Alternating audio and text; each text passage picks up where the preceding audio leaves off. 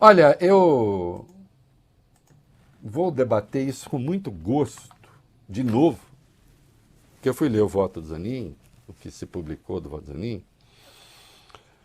Ministro Cristiano Zanin, ministro do Supremo, a mais recente indicação para o Supremo, feita pelo presidente Lula, ex-advogado de Lula, e, portanto, houve toda uma gritaria, o Lula vai colocar alguém e tal, e aí é o PT controlando o Supremo. O que eu acho curioso, para de início já deixar claro, o PT, nessa perspectiva dessas pessoas, nunca controlou o Supremo. Se o PT controlasse o Supremo, eu vou para a coisa mais básica. O Lula não teria sido preso em 2018, porque teria recebido um habeas corpus preventivo. E ele teve o habeas corpus preventivo negado. Dos 6 que negaram habeas corpus preventivo, 5 eram indicações do PT. E dos 5 que defenderam a concessão do habeas corpus preventivo, 3 não eram indicações do PT.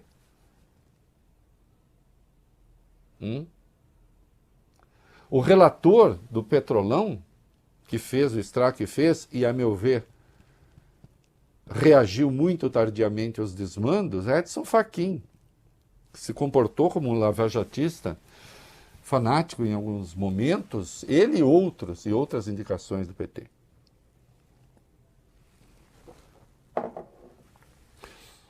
Eu me opus à indicação do Cristiano Zanin, me opus. Eu disse que eu não indicaria, mas não fiquei fazendo pressão, até porque na entrevista que eu fiz com o presidente eu falei da inconveniência de indicar. E eu expus aqui também, é fácil encontrar os vídeos. Não é que eu achasse que o Zanin... Olha, presta atenção.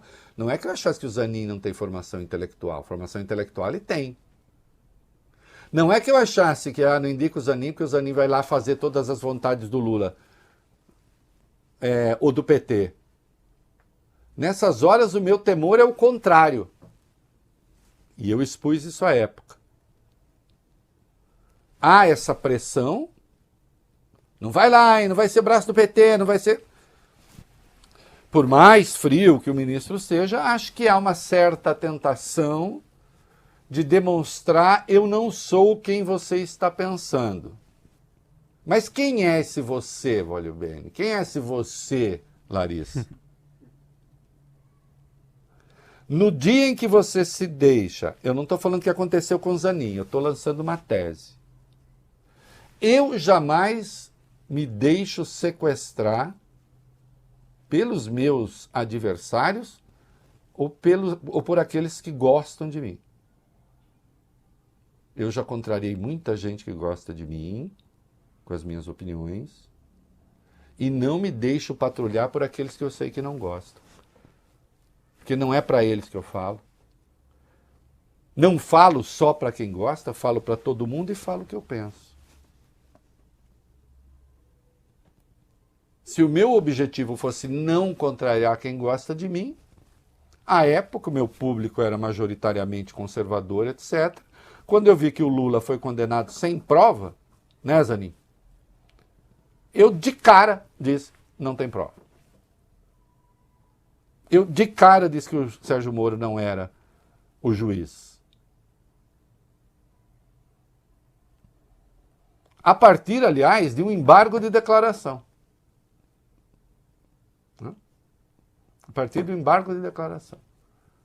O Zanin entrou com o embargo de declaração, o Sérgio Moro deu uma resposta, e na resposta que o Sérgio Moro deu, dizendo, este juízo nunca afirmou que o apartamento de Guarujá deriva de contratos da OAS com a Petrobras.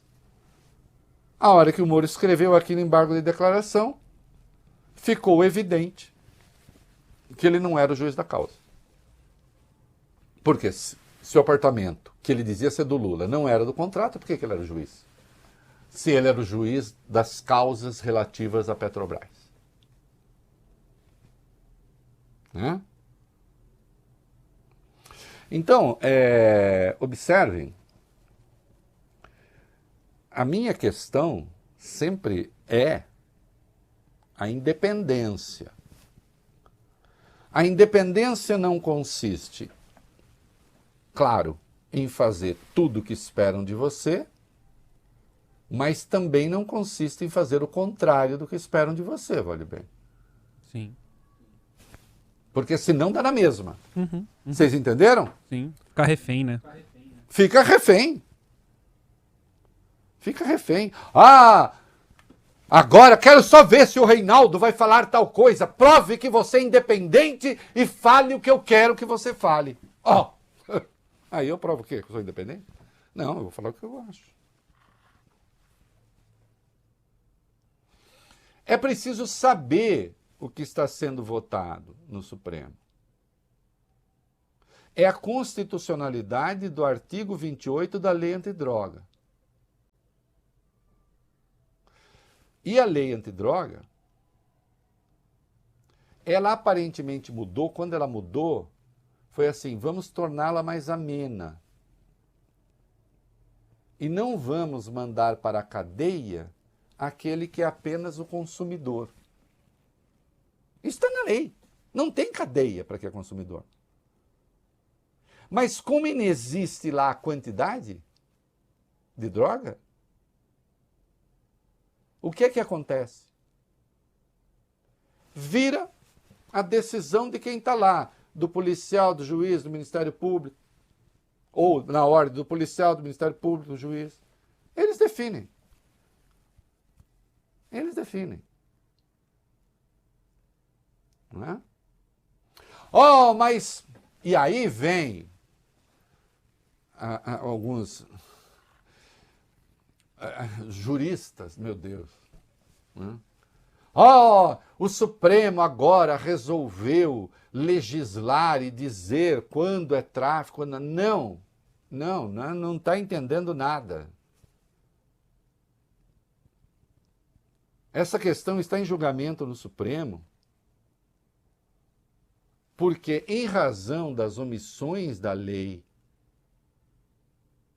e do próprio espírito que está lá, o que nós temos é a aplicação desigual da lei.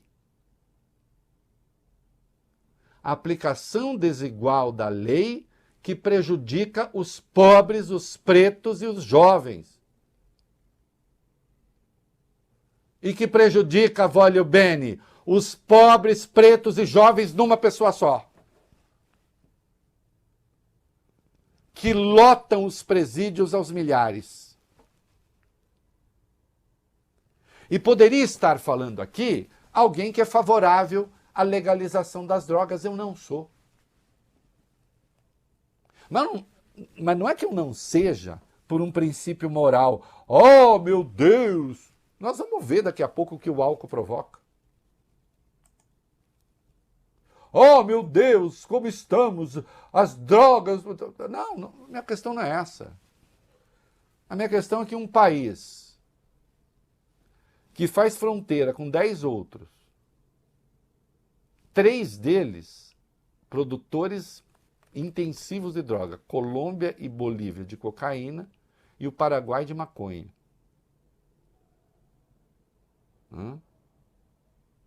Faz fronteira com 10 países.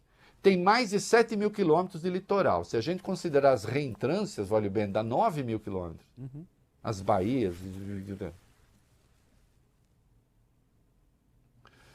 Imagina se esse país sozinho resolve legalizar droga. Primeiro que sofreria retaliação de outros países. A política antidroga dos Estados Unidos contamina todo o continente e o mundo. Embora, no que diz respeito à maconha, vários estados estão tomando decisões relaxando para o consumo, vá para a Califórnia. Você não vai ter problema nenhum de fumar maconha na Califórnia. Quem quer? Não é? Então, os estados estão tomando em relação à maconha. E o que está sendo votado agora no Supremo diz respeito apenas à maconha. O que eu lamento é que, e uma nota do Supremo, aí sim, eu nem iria voltar a essa questão. Porque eu já falei, falei ontem, comentei hoje de manhã. Mas há uma coisa muito séria ali no site do Supremo atribuída ao Zanin. Porque me parece não, com absoluta certeza, ele ignorou alguns dados que o ministro Alexandre de Moraes levou no julgamento. Tem o vídeo, publiquei o vídeo na minha página hoje no UOL. Ô Larissa, um moleque de 18 anos, preso com maconha, fala só da maconha, porque é a maconha que está em julgamento. Sim. Ele é considerado traficante a partir de 23 gramas, 23,9 gramas, 24 gramas, vai, de maconha, ele já é traficante. E se é traficante é cana. Se ele tiver 30 anos, vai para 36 gramas. E acima de 30 anos, vai para 56 gramas. Olha a variação. O ministro Alexandre de Moraes demonstra que há variação dentro do mesmo estado, dentro da mesma cidade. Isso aqui, ele não tirou dos cotovelos. Isso aqui é um estudo que foi feito pelo Instituto Brasileiro de Jurimetria, envolvendo, sabe quantas pessoas, Larissa? 2.626.802. Não é com base em 50 casos. Vamos avançar um pouco. Né? Escolaridade. O analfabeto, ou que tem apenas os anos iniciais de estudo, ali, o fundamental incompleto, para o analfabeto, sabe qual é a mediana, Larissa, que dá tráfico já? 32 gramas. Com o segundo grau, sobe para 40 gramas. E com curso superior, 49. Quer um outro dado? Vamos. O branco, para que dê tráfico, ele tem que ter 80% a mais de maconha do que o negro. E aí o Alexandre de Moraes diz o seguinte: o estudo reflete o que nós verificamos indo aos presídios. O aumento de jovens sem instrução, pretos e pardos, presos principalmente por tráfico de entorpecentes. E a partir do momento que foram presos por tráfico de entorpecentes, são cooptados pelas organizações criminosas. Quando saem, têm de pagar o que estão devendo. E aí voltam por furto, roubo. É um ciclo vicioso que nós acabamos criando enquanto instituições. E ele foi mais preciso ainda. Nós triplicamos em 6 anos o número de presos por tráfico de drogas. Mas nós não triplicamos, Larissa Voglio-Bene, o número de brancos por tráfico de drogas com curso superior. Triplicamos o número de pretos e pardos sem instrução e jovens.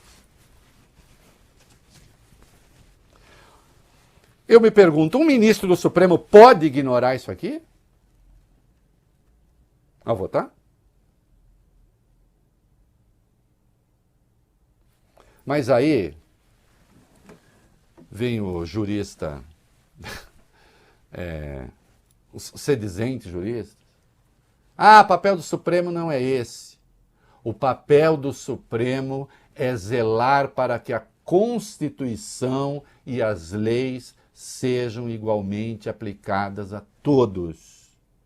E jurisprudência do Supremo, aceita-se a discriminação positiva quando determinados grupos têm comprovada vulnerabilidade. Então você pode aceitar uma proteção especial para corrigir ou minorar os efeitos dessa vulnerabilidade, por exemplo, cotas raciais.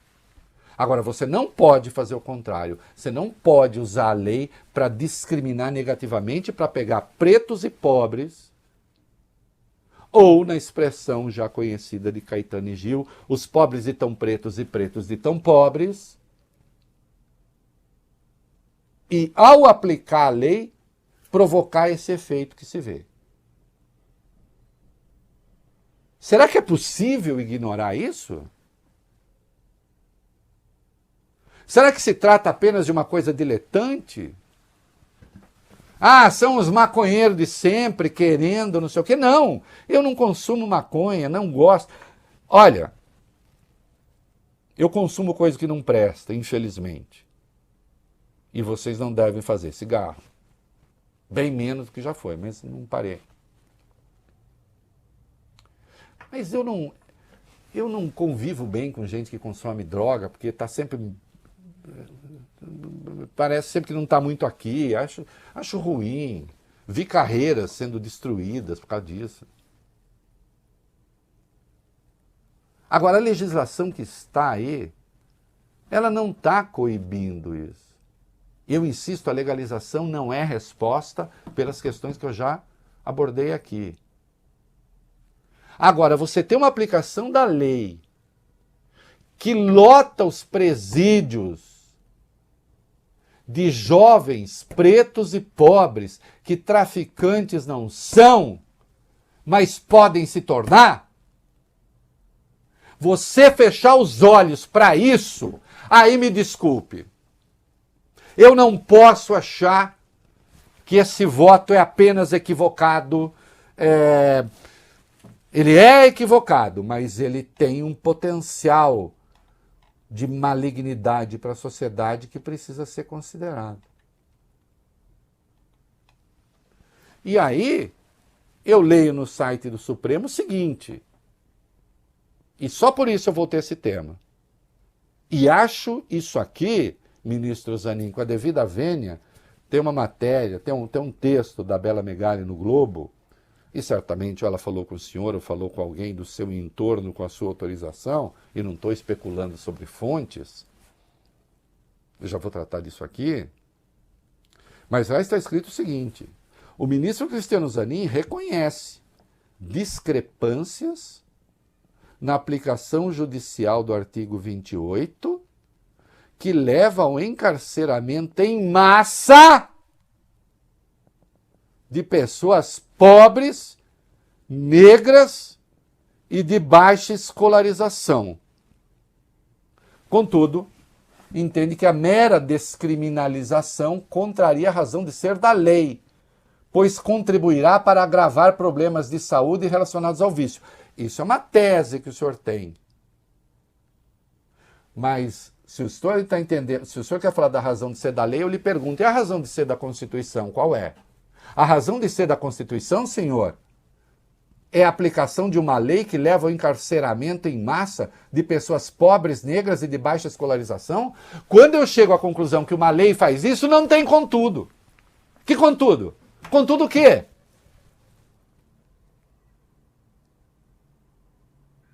E aqui no contudo não está dizendo...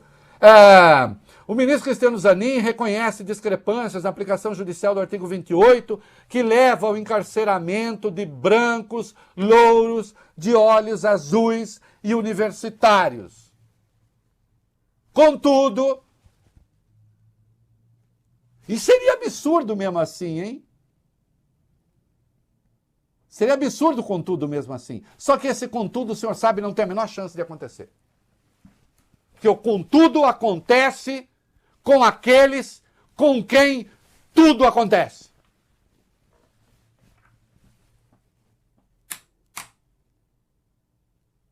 Eu tinha achado seu voto muito ruim. Depois disso aqui eu passei a achar vergonhoso.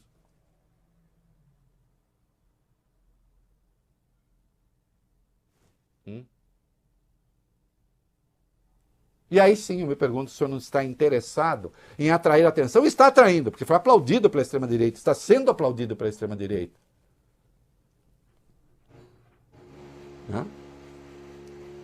Aliás, vi aplauso de notórios consumidores de drogas, que jamais serão presos. Porque não são pretos, não são pobres. Entre em qualquer condomínio de classe média, média alta, a molecada tá fumando sem... Vá perto das faculdades caras, escolas caras, tá lá. Não vai acontecer nada. E não vai acontecer nada. Mas vai acontecer com o moleque da periferia.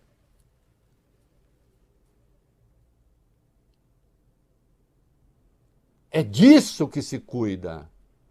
O Supremo não está legislando, o Supremo está dizendo: eu, como Supremo, tenho o dever de fazer com que a lei seja igualmente aplicada para todos. Aliás, o voto do Alexandre de Moraes, é preciso ouvir, ele diz: ok, nós vamos chegar à conclusão de que tudo é tráfico, então que seja tráfico para todo mundo.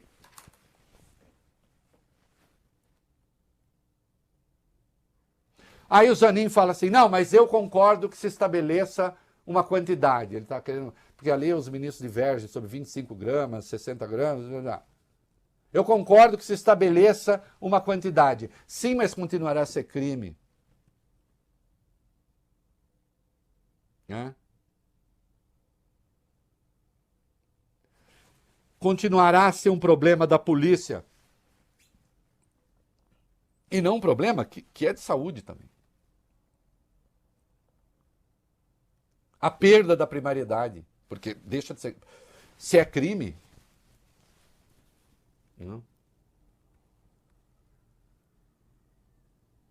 Não rende tráfico, mas continua a ser crime.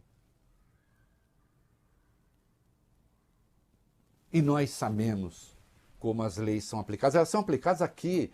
Isso aqui não é chute. Eu insisto, são dados avaliando 2.626.802 pessoas. Não é um voto legal. Não é um voto bacana. Como não foi bacana o seu voto contra a extensão, aplicando a lei que pune racismo, a homofobia, a transfobia.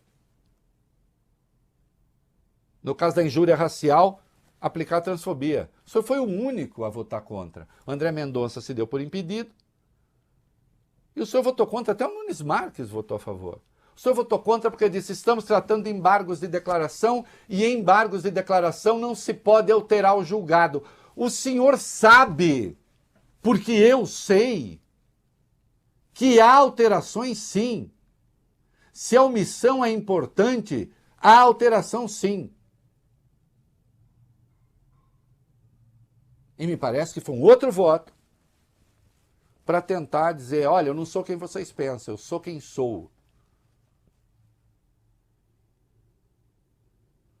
Assim como não aplicou o princípio da insignificância para 2 caras ali com o roubo avaliado em R$100. Mas além da lá, um deles estava sob condicional e tal, e praticou o crime.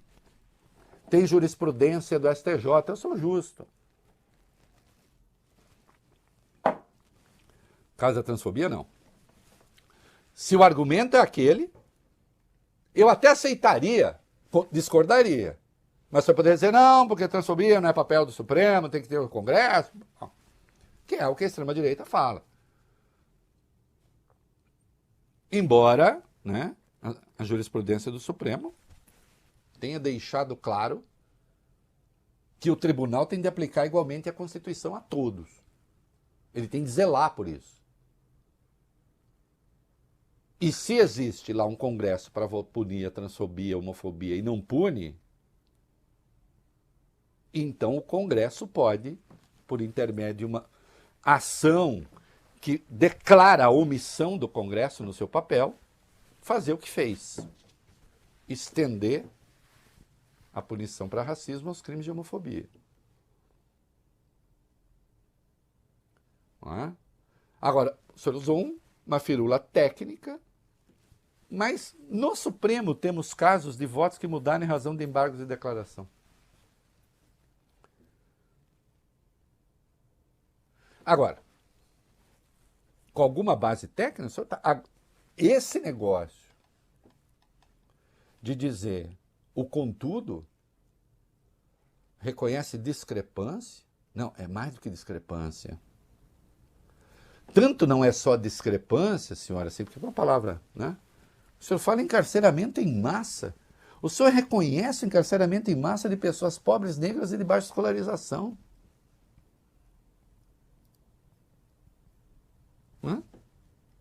E tudo bem?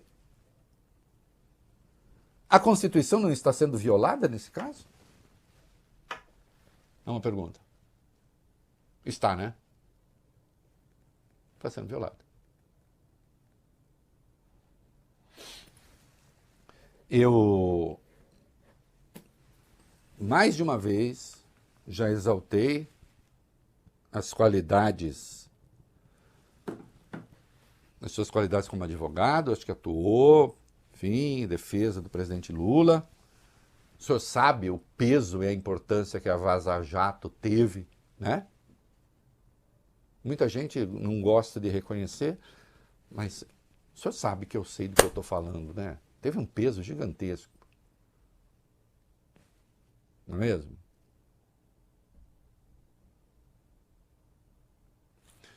Achava que o senhor não deveria ter sido indicado, justamente porque eu acho que cria esse déficit de credibilidade que precisa ser preenchido de algum jeito.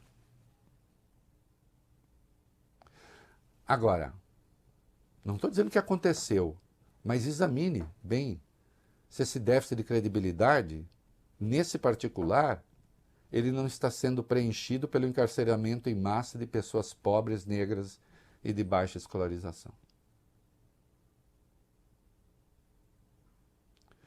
Foi um voto muito feio.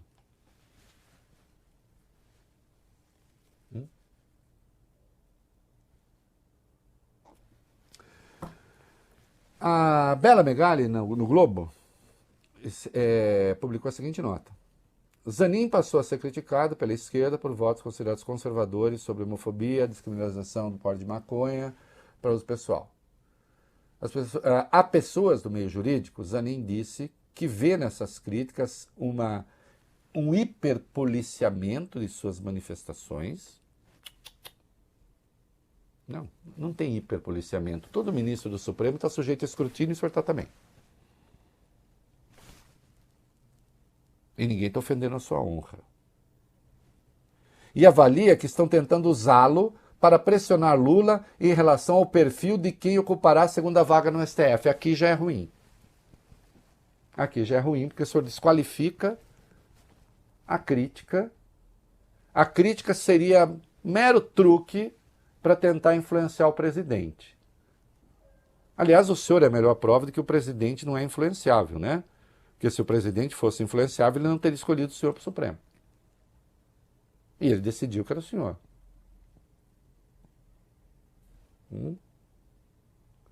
Zanin se mostrou tranquilo sobre seus votos em conversa com advogados mais próximos e reforçou que seus posicionamentos tiveram base técnica e nenhum viés ideológico. Primeiro que todo mundo tem viés ideológico.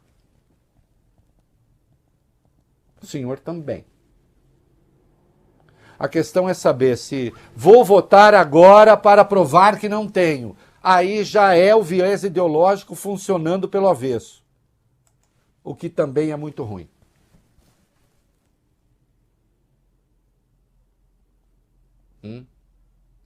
Eu insisto, eu nem teria voltado essa questão. Não fosse isso que está publicado no site do Supremo e que me parece absolutamente indigno. O senhor vai se arrepender desse troço, eu acho. Porque eu mesmo não vou parar de lembrar disso. Eu mesmo vou usar em outras circunstâncias. Eu vou falar, é bem verdade que tem encarceramento em massa de preto, pobre e analfabeto, mas fazer o quê? Como diria o ministro Zanin. Não podemos descuidar da saúde. Enquanto milhares estão lá. Pior, alimentando o crime organizado.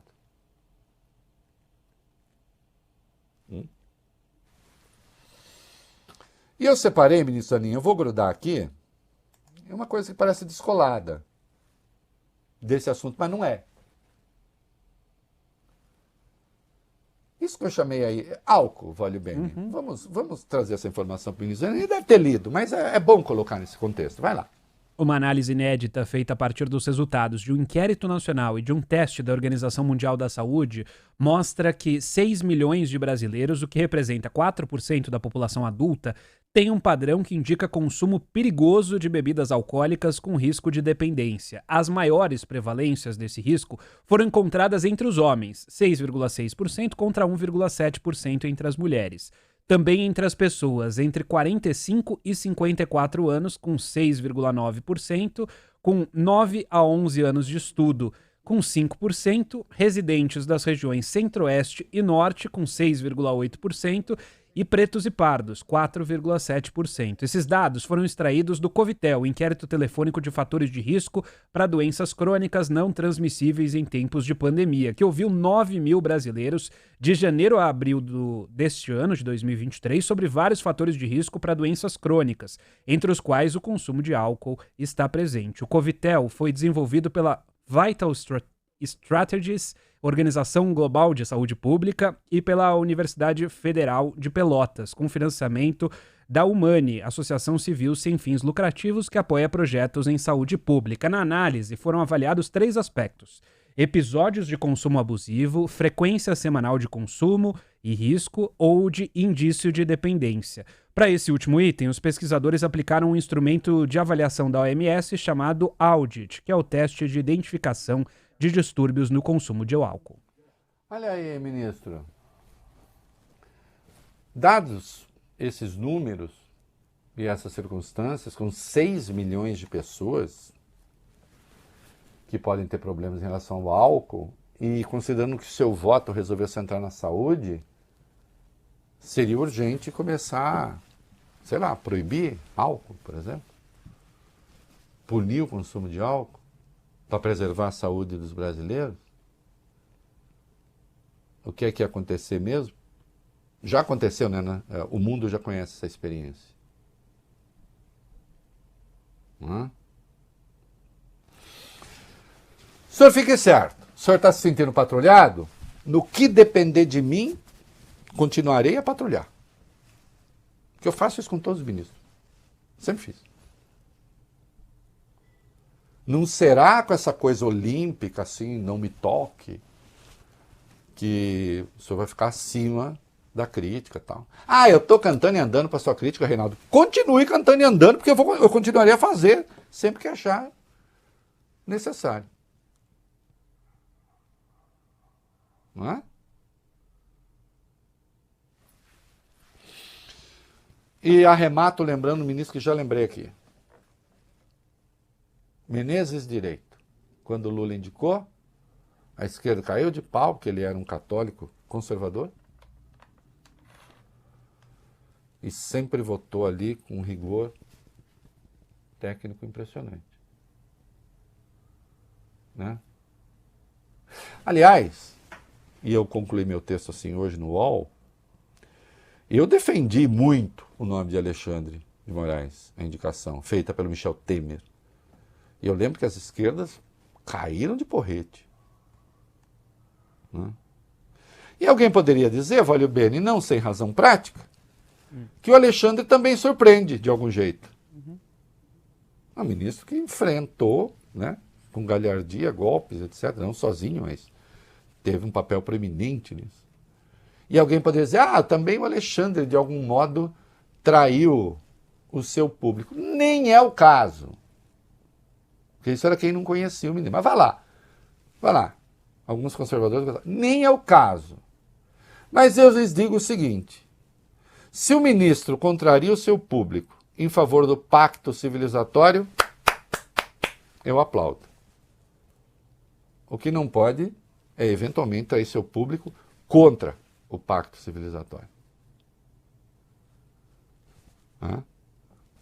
Porque sempre que um dispositivo legal, e eu jamais me esquecerei dessas palavras,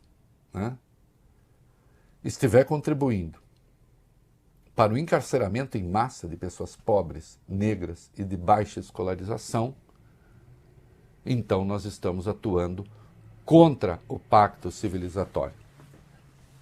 Dá tempo ainda de rever o voto. É uma ironia, o senhor não vai, é claro.